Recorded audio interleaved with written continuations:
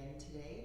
We're doing a little bit of yoga with weights. If you don't have some little dumbbell hand weights, you might try cans of soup or water bottles or champagne bottles or whatever you have around, or you can just use body weight. You don't necessarily need to have the hand weights. But let's first start by just rolling out the wrists.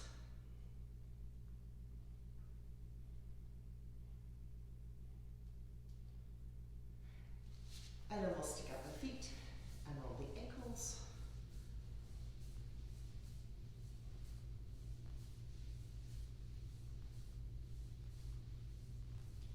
Pull the toes back and give them a reach.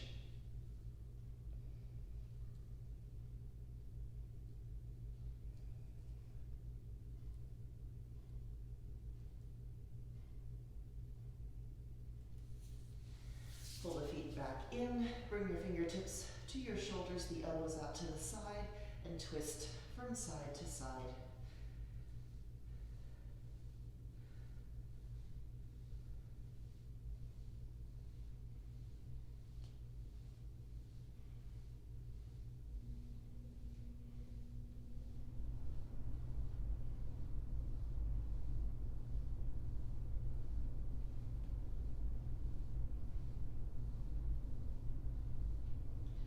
Drop the hands to the knees and just, we'll take cat pose, just rounding out through the backs of your shoulders, so you're stretching out between the shoulder blades.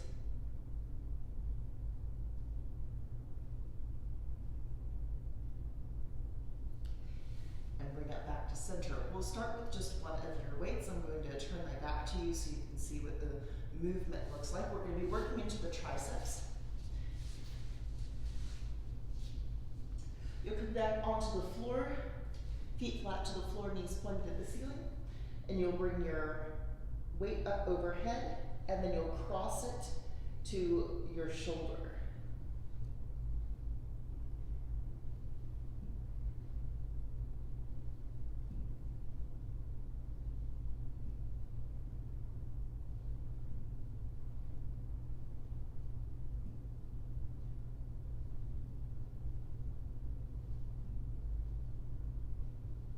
And we'll change sides.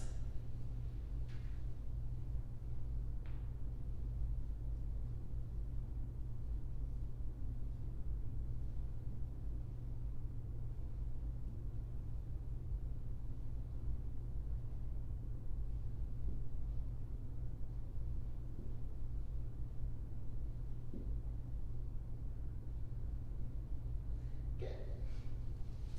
We'll come up onto your sitting bones, and you can have your feet on the floor, or you can pick up your feet into boat if you want more challenge.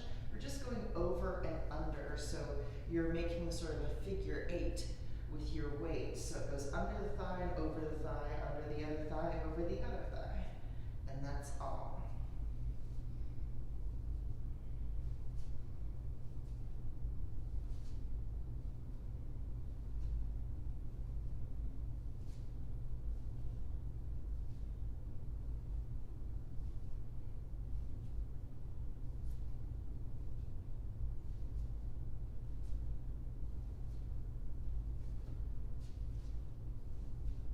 Now let's take the weight caps in the palms of the hands and the arms up overhead. You'll pull in with your belly and drop your hands down to one side. Lift up with your chest through center and the other side.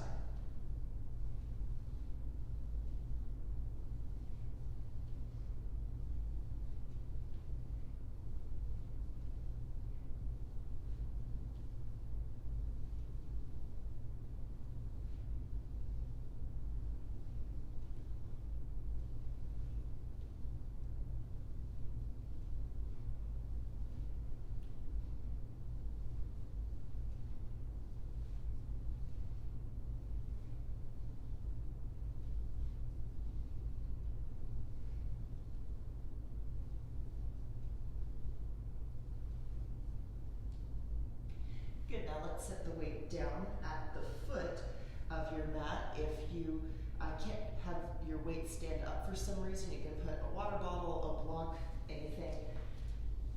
You'll bring both of your feet to one side of whatever obstacle you have in front of you. You'll pull down with your belly button and bring both feet to the other side. So your heels are going from corner to corner.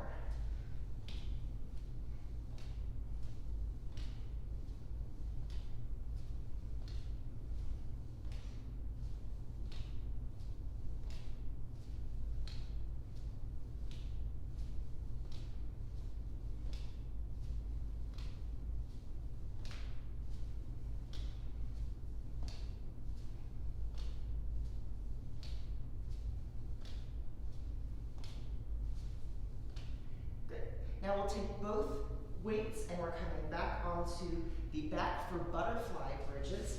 So you'll bring your feet flat to the floor, knees pointed at the ceiling, the arms come out wide in the shape of a T with the palms facing the ceiling.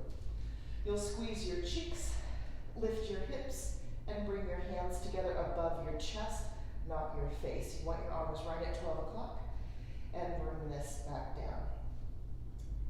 And up. And back down.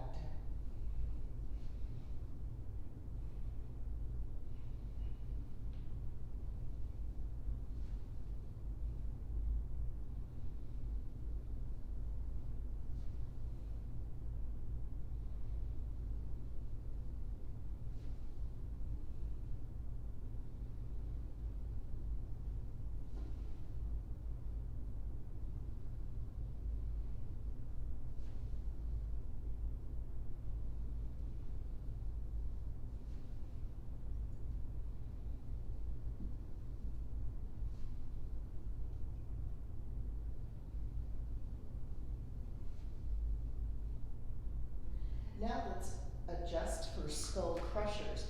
So the lower body movement will be the same. Now you'll bring your palms to face one another. The weight caps point at the shoulder and at the ceiling.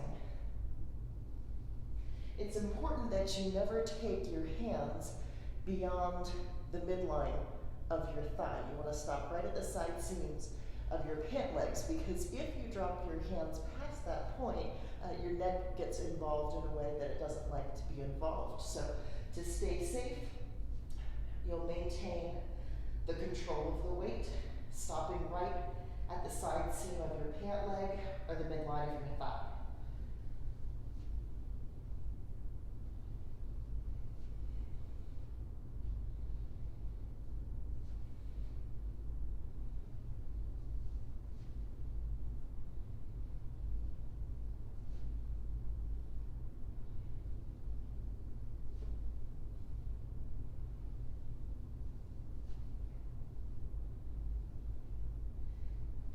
And let's extend the arms up overhead. Again, the palms face the ceiling.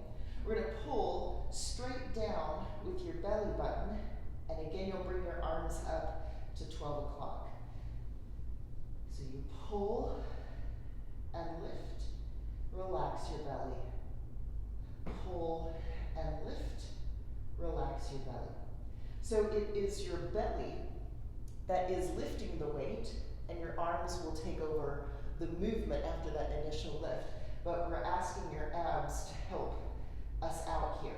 And this is the baby bear version. If you think you might like more, you can pick your feet up off of the floor. You won't be able to push any body weight into your heels then, and so it adds to the challenge. You'll really have to focus your attention on your belly. And if you want even more, you can adjust scissoring your legs.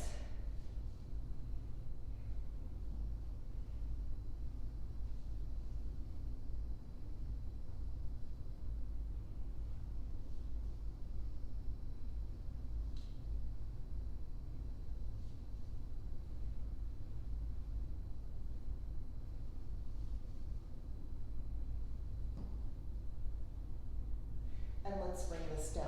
We'll set one weight just to the side. We'll come onto your right side, and I like to be on my forearm. If this bothers your neck or shoulder, there's nothing wrong with extending your arm out and resting your ear on your shoulder. In fact, it will be like that in the next sequence. So you're just going to take the weight in your left hand, your palm faces forward, you're resting your elbow on your hip, And you're going to pull your hand down and back, down and back. So you don't want a very heavy weight for this. Challenge yourself, but you know, if the weight gets away from you, especially on that uptick, that can really yank on your shoulders. So be careful about controlling your movements.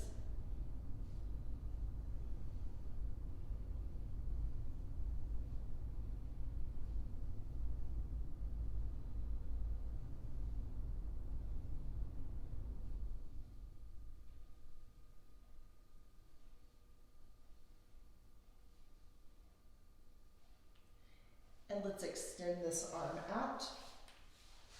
Your palm should face the ceiling. And you'll tap your weight at your hip and your palm faces out forward. Without bending your elbow, you'll take your arm up overhead and tap the cap of your weight into the palm of your hand. So it's important that your elbow doesn't bend very much here. If you have to sort of bend your elbow up and around, it probably means your weight is too heavy. Those tendons and ligaments in the elbow probably aren't very happy about it. So if you don't want a visit from the tendonitis fairy, you can either set your weight down or change your weight so that you can keep the proper alignment. But remember, the tendonitis fairy does not bring money, so avoid her at all costs.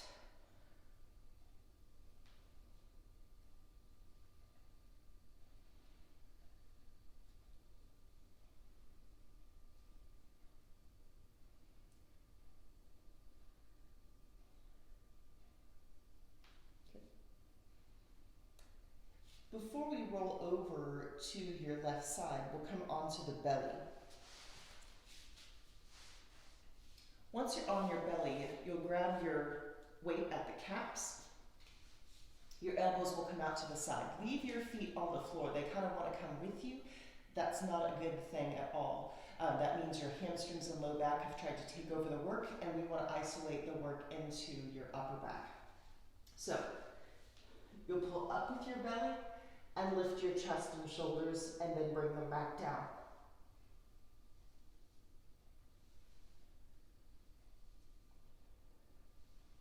You never want to push your belly into the floor as you do this. For one thing, it'll make you feel sick.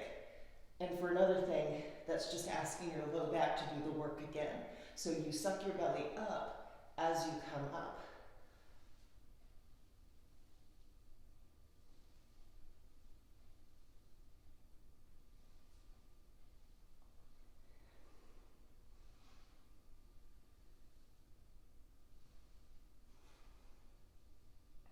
The next time you come up, stay up and just dip your elbows from side to side.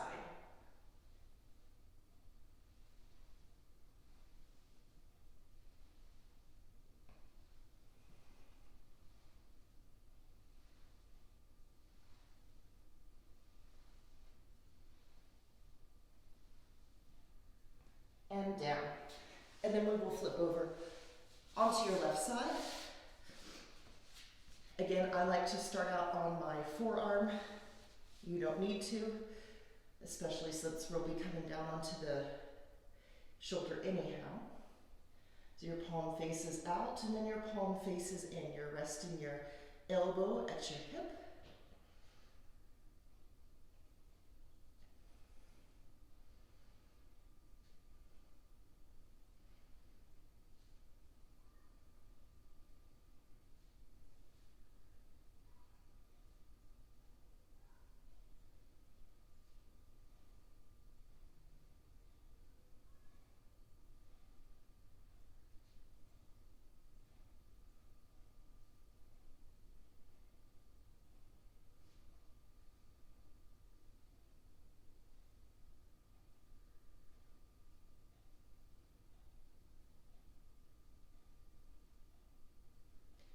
And let's come all the way down onto your shoulder. Your palm should face the ceiling, and again your palm faces outward. So you tap your hip, tap your palm, hip, palm,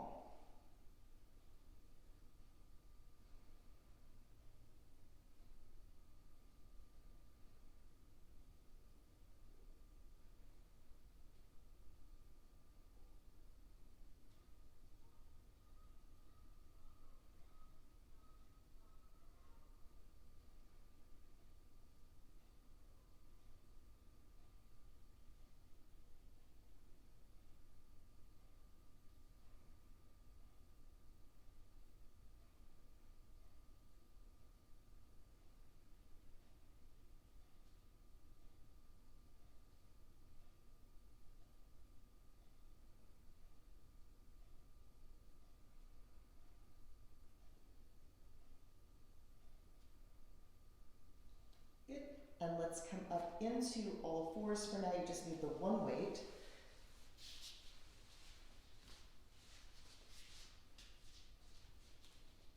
We're going to take your weight in your right hand. Your palm will face the floor. And instead of just pulling the knee and elbow under your body, as we often do, we are going to address the outside of the hip, thigh, and buttock. So we'll extend, and then you're going to pull your elbow and knee in toward the center of your body. The inner thigh faces the floor, the knee and the shin point out to the side.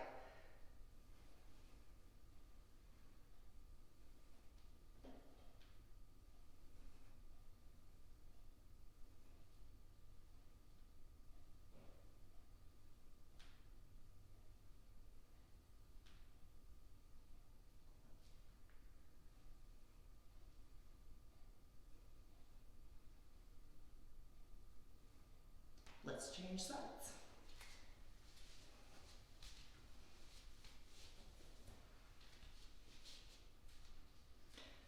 It's important to keep your wrist, your fist, or your elbow right under your shoulder. We don't want your hand way out in front.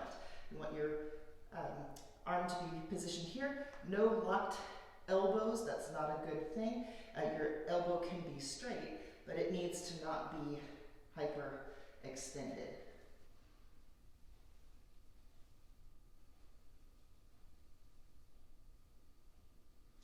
And release. Let's take your left forearm parallel to the top of your mat, and you're going to hold your weight by your ear like a telephone.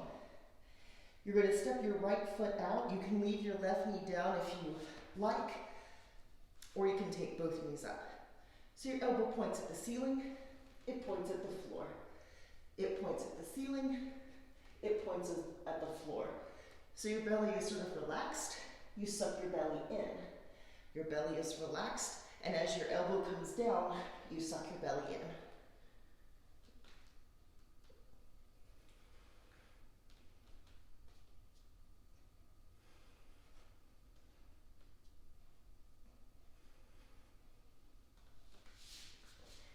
Let's change sides.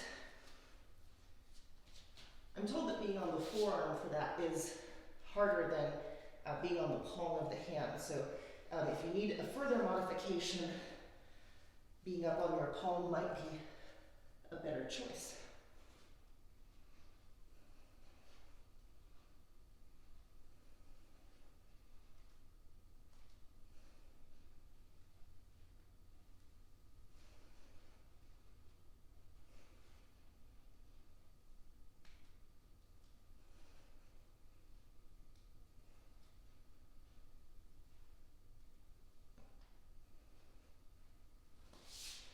And let's come up to standing.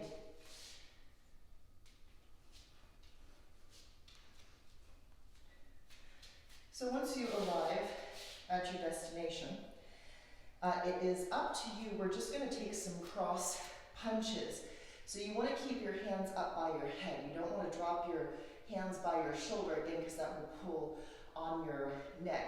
And once more, YouTube sometimes flips the image, so I'm never entirely certain if what you're seeing is going to be my right and left. So we'll just go to our right. I'll go to my right as I experience it. You go to your right as you know it. So soft knees, and then you're going to pivot on the ball of your right foot, straighten your right knee, pull your belly in, and punch your right arm across. So we're just on one side.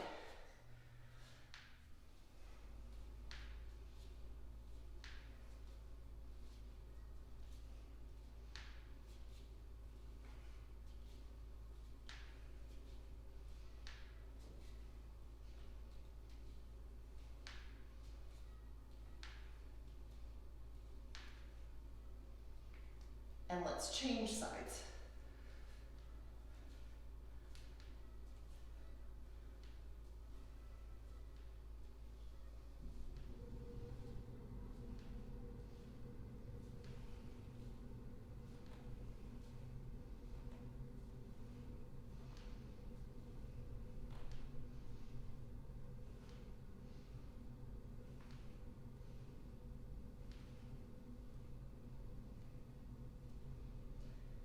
and release.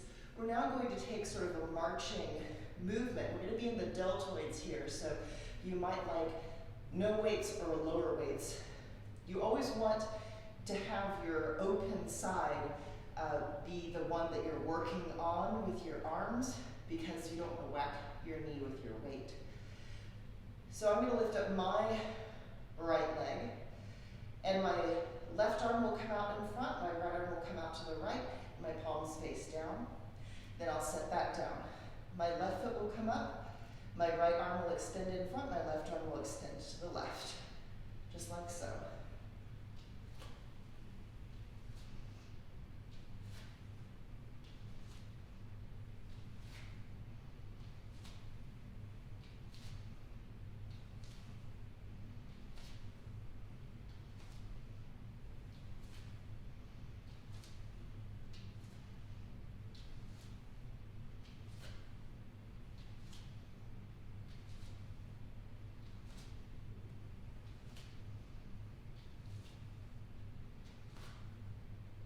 Good, now let's take double hitches. Your arms are going to come up overhead, palms face each other. Twice on each side, you're going to pull your knee up and your hands down.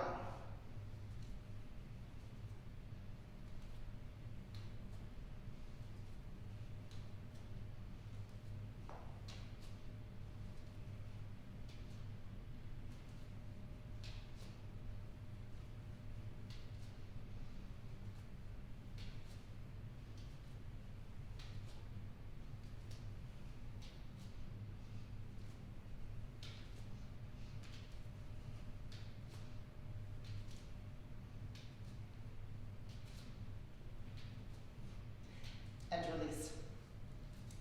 Let's get the pectorals firing. So you'll have your feet about hip width apart. You'll bend your knees, bring your arms out, your palms face each other. Come onto one foot and take your arms out in the shape of a T with the palms facing forward. Back to center, change sides. Back to center, change sides.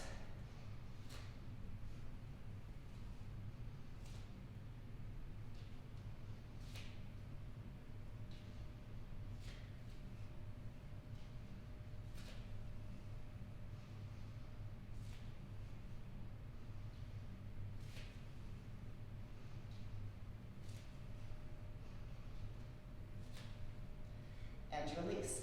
Now your palms will face your body, and you'll come onto the balls of your feet and lift your hands as high as you can, keeping the palms facing your body.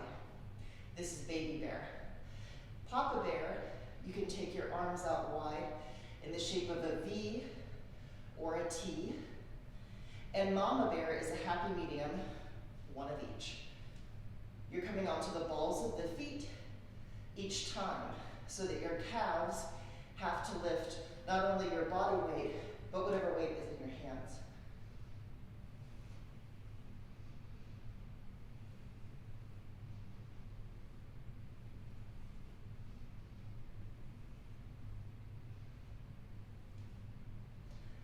Let's bring the feet about shoulder width apart. Bend your knees and you'll drop your hands between. You'll pull in with your belly button and make your arms like 6 o'clock and drop it down. And the other side, alternating. You'll pull in with your belly as your hand moves away from you.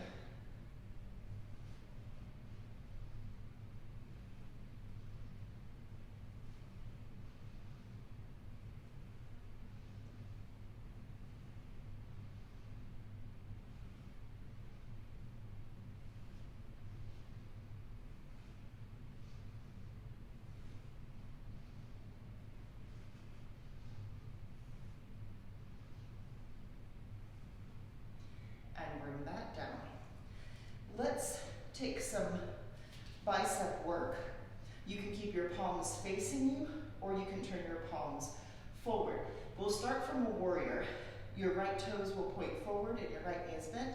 Your left knees point to the left. Your left knee is straight. Your hands are down by your side, your belly's relaxed. And then you're going to straighten your right knee and bring your left foot in for tree.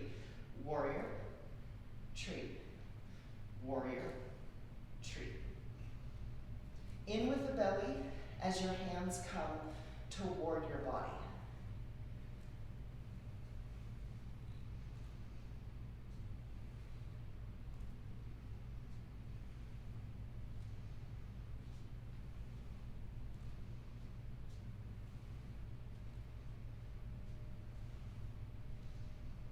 And let's change sides. So again, if you need to adjust your palms, you may.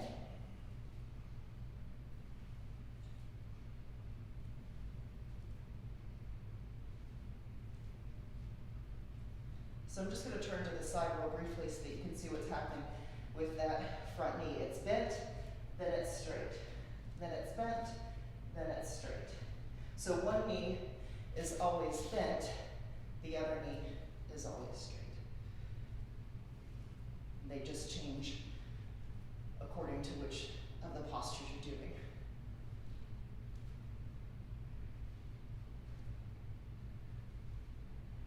And release. Let's take curtsies and curls. So the palms face forward, the elbows are away from the sides of your body. You don't want to be using your hip bones to help support you. Your feet are about hip to shoulder width apart, and you'll step back on one side, pull your belly in, bend both knees, bend both elbows so your palms face the shoulders, and come back to center and change sides. So you can adjust the challenge of curtsies and curls by taking a wider step behind you, by getting your back knee to go as deep as you can. It probably won't touch the floor. That'll be hard to coordinate and move quickly. But you can also adjust with your tempo. You can go a lot slower and have to stay engaged for longer, or you can even go faster and get your heart rate up.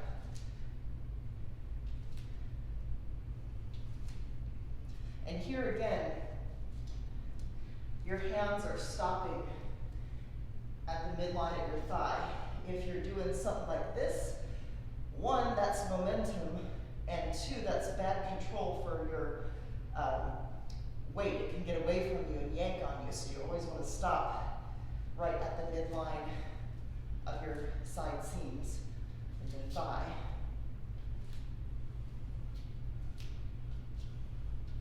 And it doesn't have to be, I like to do it this way.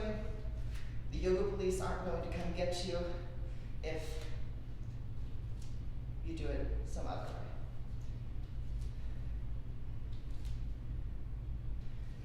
Good. And release. Let's take super horse. So you're going to come out into sort of a wide stance, and we want your shoulders over your hips. We don't want your hips out back behind you. That's really not where we're aiming. Baby bear, you take your hands behind you, your palms face each other. You keep your hands as high behind you as you can and squeeze towards and away. You are never going to tuck your chin. If you tuck your chin, that means that your traps are doing the work rather than your triceps. So this is baby bear. Mama bear, you kick the weights behind your head and then kick your arms up overhead. And your papa bear is your knees are straight when your elbows are bent, your knees are bent when your elbows are straight.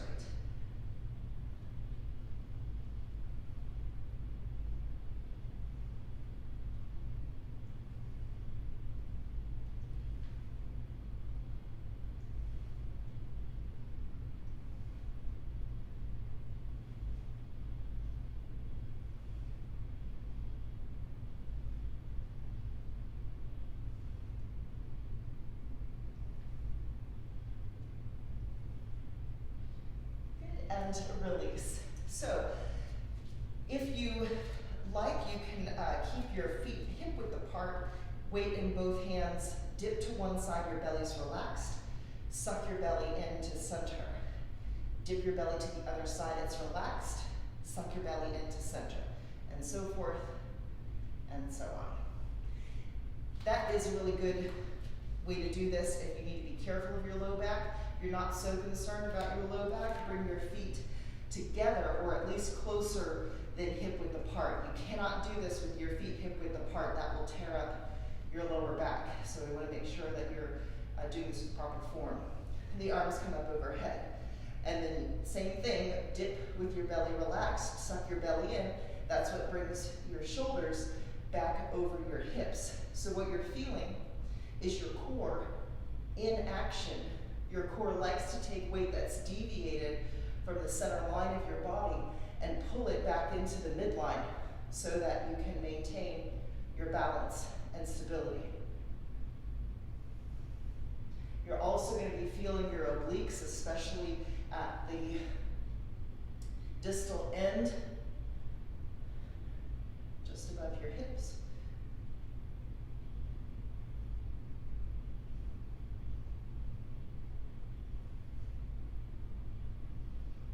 Now let's take our 2 weights, and we'll do this in 2 ways here. You will take your right toes to point to the right and bend your right knee and leave it bent. It's not going to bend and straighten, it's just going to stay bent, and your left toes will point forward. Your hands are like so, both palms face forward. Your right hand is down, your left hand is up. You're going to relax your belly, suck your belly in. Relax your belly, suck your belly in. So again, that knee is staying bent. It's not bending and straightening. And again, you're using your core and in particular your obliques to help get you where you want to go.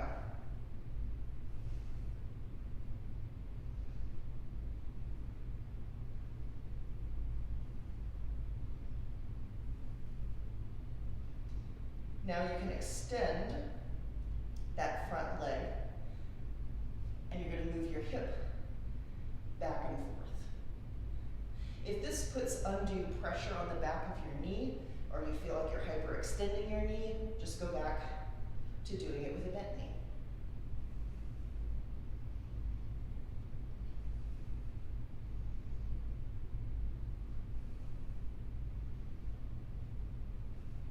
Let's take this on the other side. So your right toes will point forward, your left toes will point to the left, your left knee bends, and it stays bent.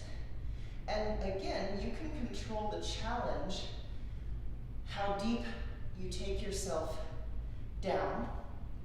And also, if you really want to challenge yourself, you can take a much wider step and try to keep your left thigh parallel to the floor. It's a total bitch, so try it if you are into that sort of thing.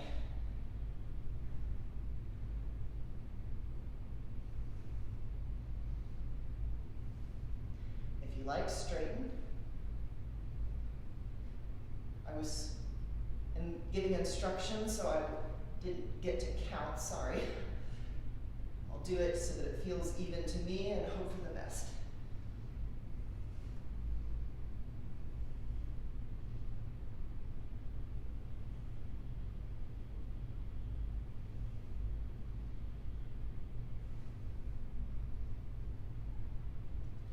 Good, now we'll set one of your weights aside.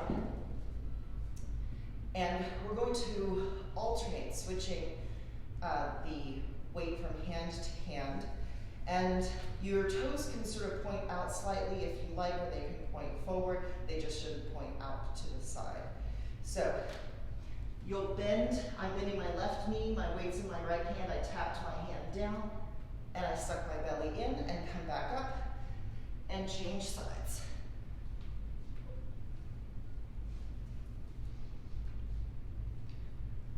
A flat back is ideal. If you're long through the torso, that might not be available to you, and that's okay. Also, you can adjust, keep going, but you can adjust the pressure, the weight, more towards your inner thigh. If you roll toward your arch, you can adjust the weight to your outer thigh by rolling onto the blade side of your foot. So if you want to work on your inner thighs, just roll in more towards your arch, and you'll feel those start to fire for you. Again, your weight doesn't have to touch the floor.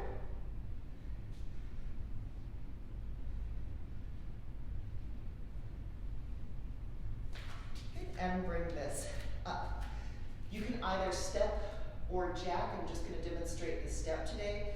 Your weight caps in the palms of your hands, arms up overhead, step one foot out and the other foot out. So this is a good alternative to a jumping jack.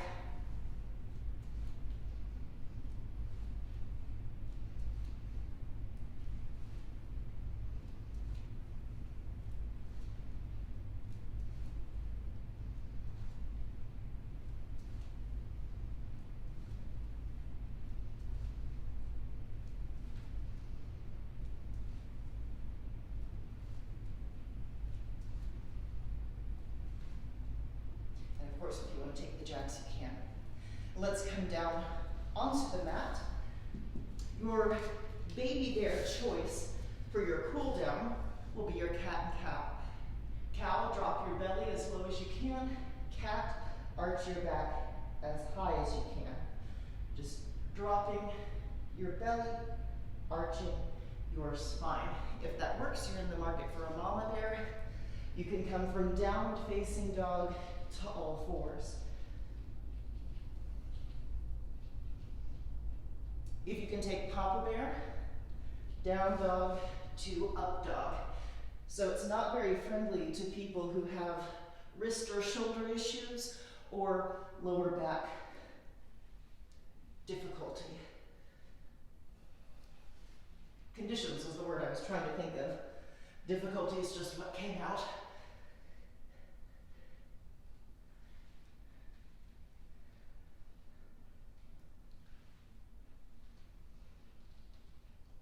Then we'll release the knees to the floor if they aren't already there. Uncurl the toes, push your hips back to your heels for child's pose.